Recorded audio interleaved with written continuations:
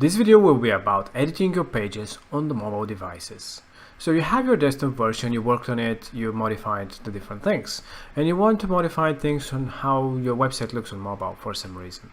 By default, you can click on the phone view, and by default everything looks pretty well. So it scales down. You can modify the fonts, like I said, by going to global stylings and modifying how they look on mobile devices. So you can change all that. But if you want to do more modifications, you can do some of those. And for example, let's say that you want to add more spacing on top or bottom. So you can add a spacer or any other widget into your design, and you can adjust it just like this.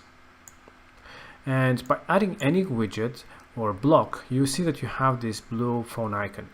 That means that this widget will only be available on mobile. So when you save, for example, and go on desktop, you will see that you will not have spacers. You only have the normal margins that you already had.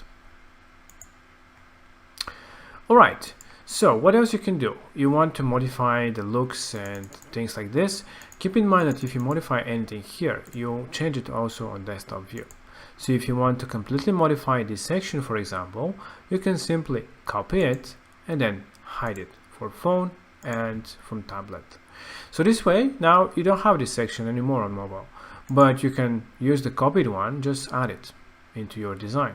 And as you can see, it has the mobile only tag, meaning that this whole section will not be visible on desktop anymore. It will show the normal hidden one. So now here you can modify. Let's say that you make it in the middle. You want to add it in the middle again.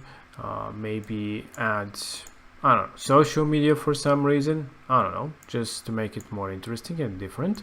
Something like this. And you can completely modify it freely.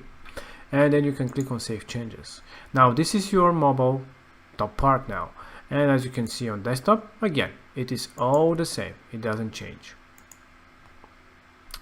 Okay, so you can this way modify and add different things into your blocks, hide the ones that you don't want, and yeah, and add different elements and different blocks that are unique.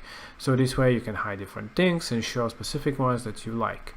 For example, this one, you don't want to have it, for example, you just can hide it for both.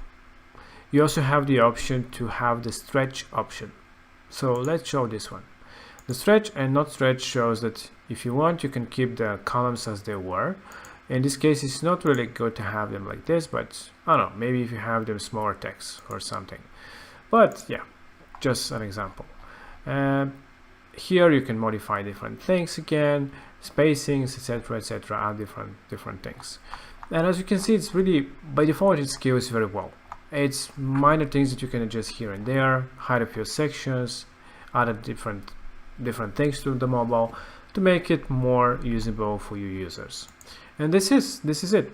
You can do it also for mobile tablets as well.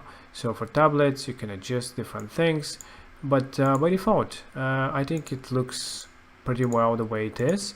But again, if you want to add different things, you can do and hide things on mobile or on tablet only, so you can play around and create a completely different design for mobile devices. So this is how simple it is to build your designs on phone and tablet as well.